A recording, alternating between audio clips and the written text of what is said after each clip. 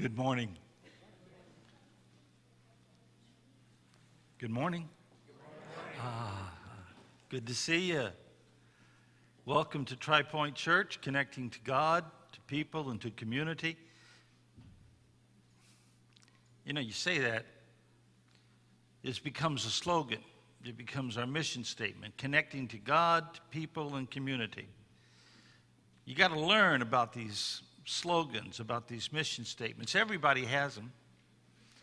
I come from Battle Creek, Michigan, where we make rice checks and corn checks at the Ralston plant.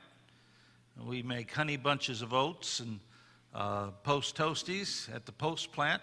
We make Kellogg's Corn Flakes and Frosted Flakes at the Kellogg's plant. K-E-L-L-O double good, Kellogg's Best to You. Post, we do breakfast right. We know a man named Jack McKay who started off on the dock loading trucks, ended up as a vice president, invented that little cereal called Rice Krispies with those three guys, the blonde, the brunette, and the redhead, Snap, Crackle, and Pop. I had 3 horses. I named them Snap, Crackle, and Pop, blonde, brunette, redhead. You ever see Snap, Crackle, and Pop? They all appear in right order, left to right. Snap, Crackle, Pop. They're always that way. If they're not, you know it's not genuine Kellogg's Rice Krispie. A little bit of Battle Creek trivia I thought I'd give to you. The breakfast capital of the world is our slogan, also known as the Cereal City. Your slogan is connecting to God, people, and community. Everybody has a slogan, and it's got to fit.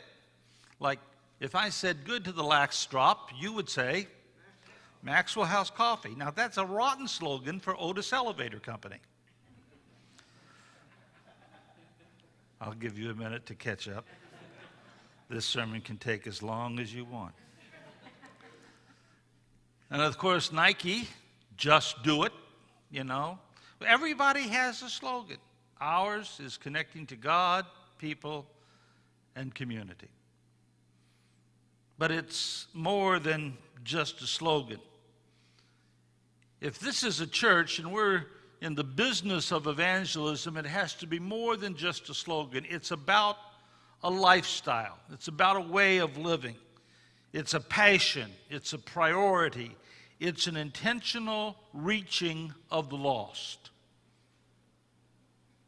That's what we have to understand when every Sunday I get up here and I say, we welcome you to Tri-Point Church, connecting to God, to people, and community. What does it mean? How do we see that? What does that look like? In the 15th chapter of Luke's Gospel, there are 3 parables.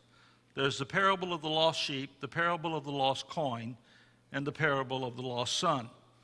And we have to understand very quickly that the lost are important to Jesus.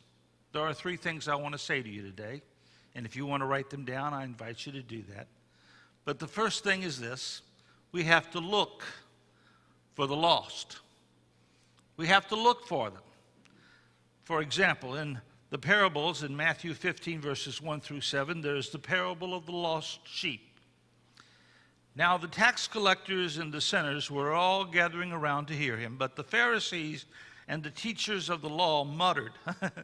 You can almost hear it. They muttered. I love the mutters. This man welcomes sinners and eats with them. And then Jesus told them this parable. Suppose one of you has 100 sheep and loses one of them. Does he not leave the 99 in the open country and go after the lost sheep until he finds it?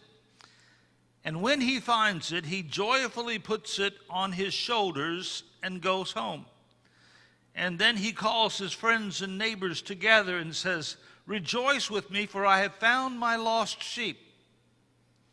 I tell you that in the same way there will be more rejoicing in heaven over one sinner who repents than over 99 righteous people who do not need to repent. Or, he goes on, and he talks about the lost coin, beginning in verse 8. Or suppose a woman has 10 silver coins, and loses one of them? Does she not light a lamp and sweep the house and search carefully until she finds it? And when she finds it, she calls her friends and neighbors together and says, 'Rejoice in me, for I have found my lost coin.' And in the same way, I tell you, there is rejoicing in the presence of the angels of heaven over one sinner who repents." Now see, what happens here, you need to understand this story, and that in the headdress of a Middle Eastern woman, she wore 10 coins. This was her dowry. This was what her father paid to her husband to marry her. I have a daughter. I'll give her to you. You can have her. But they had to pay this. And so when a woman wore the 10 headdress, the 10 coins, it was like wearing the engagement ring. And so when she lost one, can you see her lighting a lamp and getting down underneath every place where it might have rolled and sweeping out all the dust bunnies and searching the house, and she found it in the last place she looked. Once she found it, she didn't look anymore. You ever notice that? She found it in the last place she looked, and she was so delighted. It's like, I found a diamond ring. It is such an amazing thing. When you understand it in that way, you understand that the church, the early church in Jerusalem, was after the lost. Every day, not just on the Sabbath day, every day they were in the courtyards of the temple. They were in the marketplace. They were evangelizing and talking to people about the resurrected Jesus Christ every day, until what happened was a thing called the diaspora, the dispersion. The persecution came to the church in Jerusalem, and the Christians literally had to run away. And what a magnificent thing that was, because these people who had gotten their training at the seminary in Jerusalem, the evangelism training, were now sent out beyond Jerusalem in every different area. And we find very quickly in the 8th chapter of Acts, in verse 5, that Philip finds himself in Samaria next to a eunuch in a chariot who's reading from the book of Isaiah.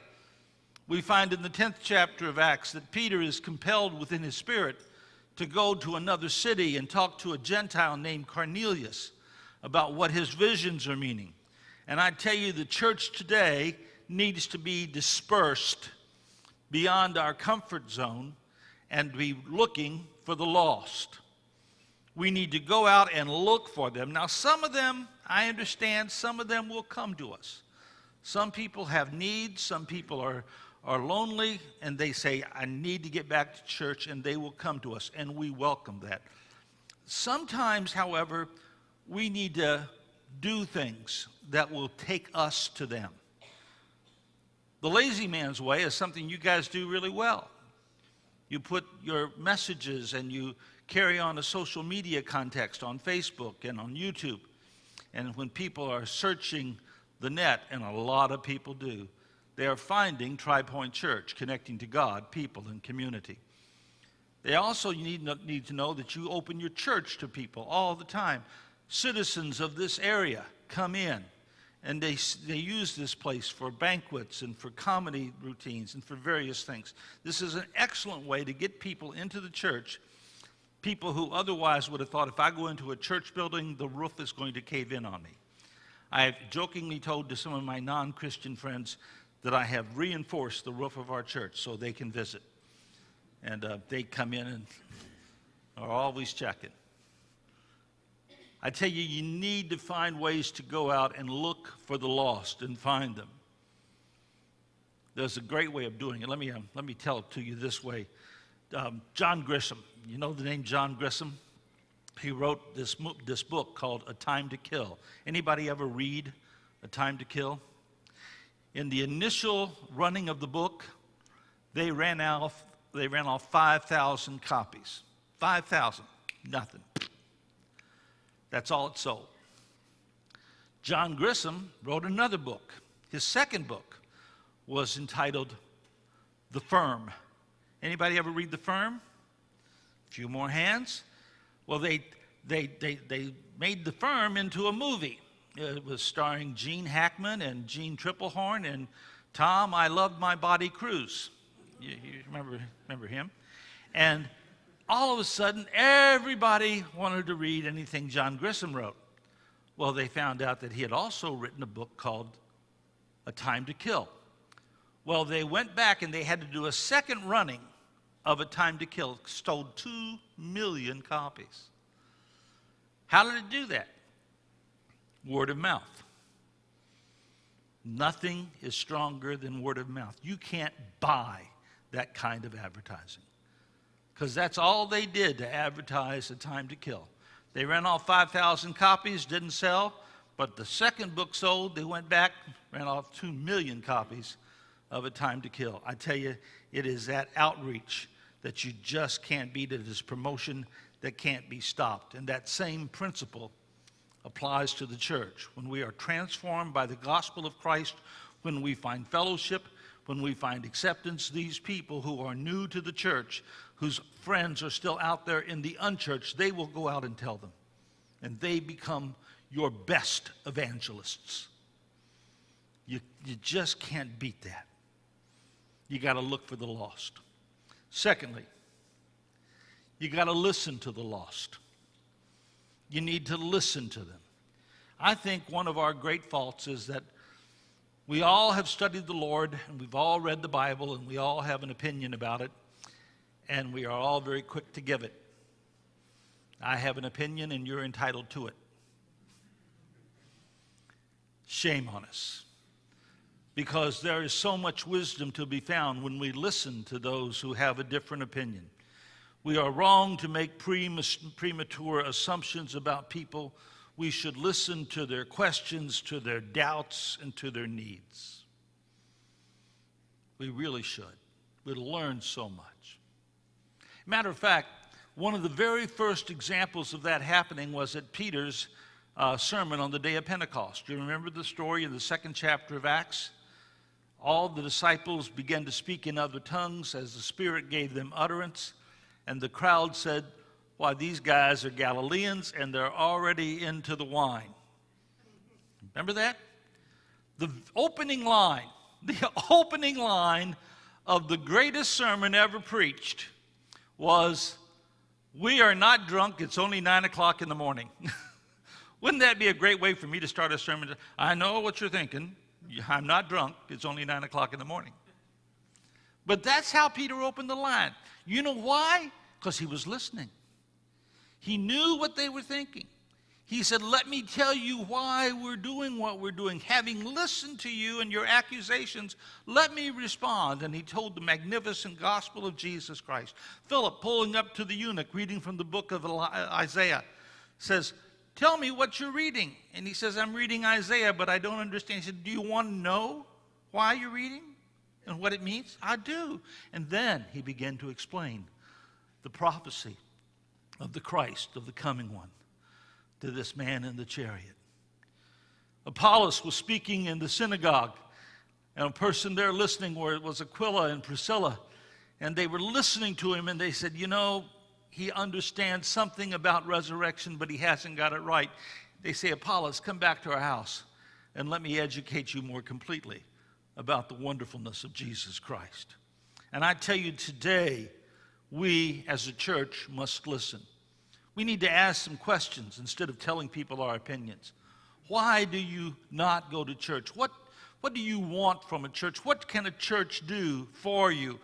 Do you believe in God, and why and how? And when we do that, that doesn't alter our gospel, and that doesn't make that we don't care about what we believe.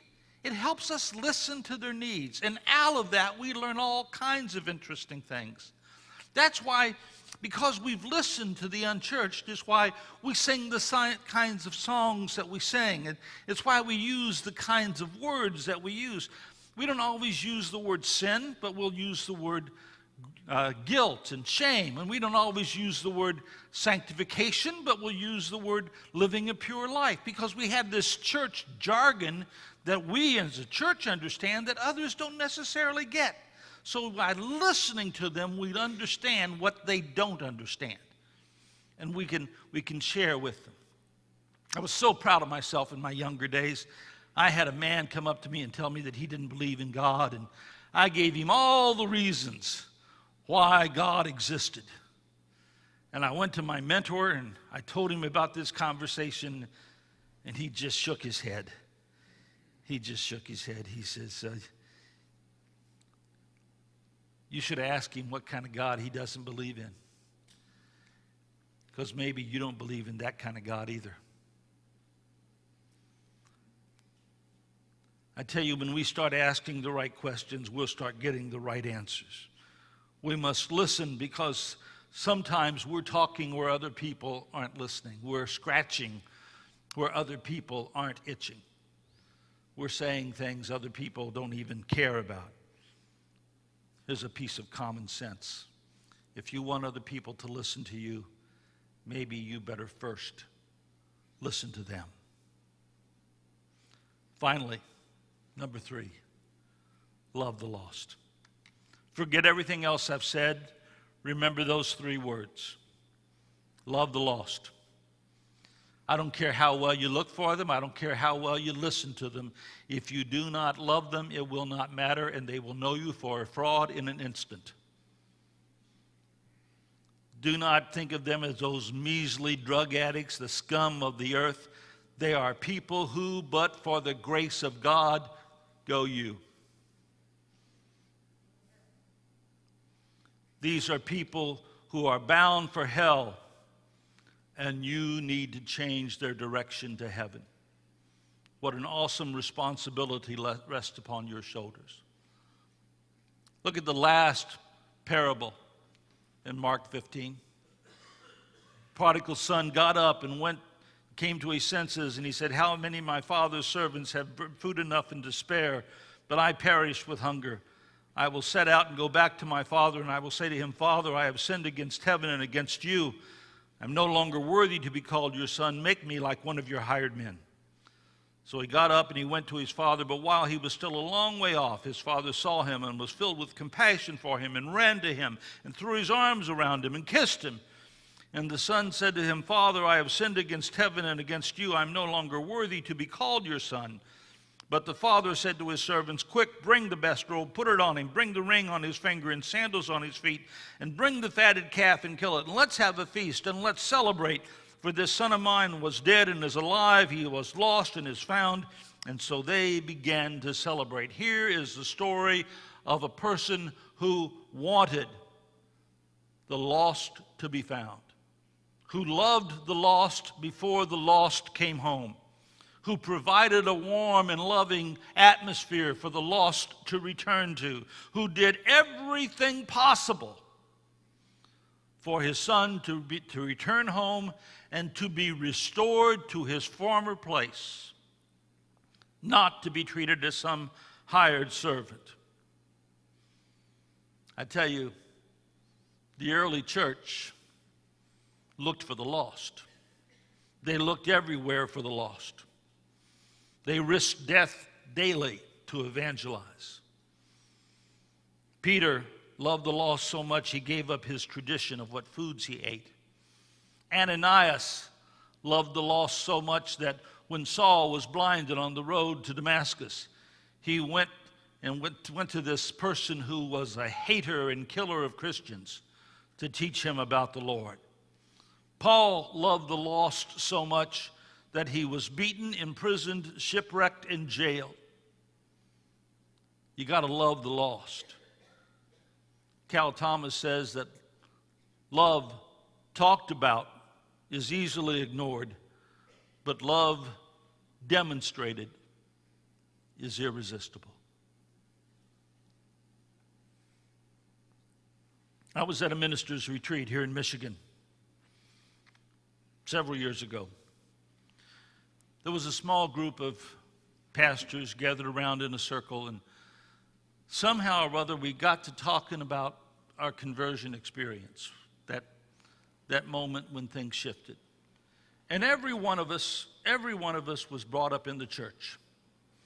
And we talked about how, our Sunday school teachers had affected us and how our pastors had affected us. But almost invariably, there was a time of straying. This one minister, and I bet if I mentioned his name, some of you would know the name. He talked about how he went off to a state college, and there he majored in partying. He joined a fraternity. He got very adept at opening beer cans. He partied a lot. After the third semester, he got his grades, and he realized that he had flunked 4 of his 5 courses. Not incomplete, no, flunk, gone. Off academic probation, you are kicked out of college, gone. And he realized that he had just strayed way too far, not only from the way he was raised, but from God himself. And he needed to call his mom and dad. He needed to pack his room. He was defraternitized. He was kicked out of the fraternity. I'm trying to think of nice ways. Defraternity? I don't know. And he had to call his mom and dad, pack up his car, and head home. But there was no privacy. There was no place where he could call them. And he picked up the phone, and he pulled the cord, and he took it into the bathroom and closed the bathroom doors, the only place he could have any privacy. And there was a stack of porn magazines there. And he didn't need to look at that. He says, I sat on the stack of porn magazines, and I dialed my home. And my mom and dad, on extensions in the house, listened as I told them what I'd done. And I didn't spare them. I didn't gone way past the time for lying. And I told him I was kicked out of school. And he said, my parents said to me the most important 3 words I've ever heard. And we were all, of course, by this time, we're all melting, leaking everywhere. And we're trying to imagine what those 3 words are. I love you. He said, no. At the same time, in different rooms in the house, they both said, just come home.